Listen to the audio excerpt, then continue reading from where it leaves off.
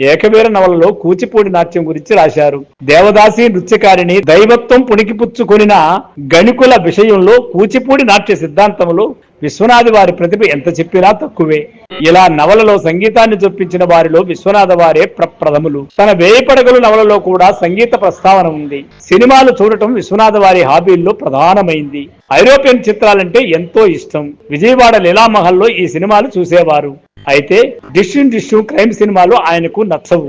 విలువలు గల సినిమాలనే చూసేవారు.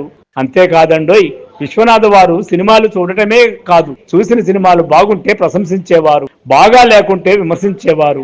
విశ్వనాథ సత్యనారాయణ గారు విప్లవ గీతం రాయడమా? ఆశ్చర్యంగా ఉంది కదూ.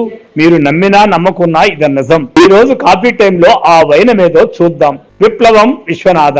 హిమాలయమ్ములు గుహాముఖమ్ముల తెలియని ఏదో ప్రళయ రావములు ధ్వనించి దద్దరిల్లెడు. భగీరథ ఆత్మజ సభంగతమవై ఏదో తన తడి ఇగురబెట్టు వెండగొట్టి అవటిల్లెడు.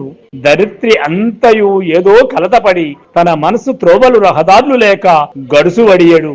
ఏది చూసినా తుఫానులో విరిగిపోతున్న కెరటముపై ఓడవోలే అటో ఇటో అన్నట్లున్నది. విశ్వనాథ సత్యనారాయణ చూడగానే శ్రీశ్రీ రాశాడనుకుంటాం కదా. ఉరకలెత్తే వయసులో విశ్వనాథ వారి విప్లవ వచన పద్యం పంచ్.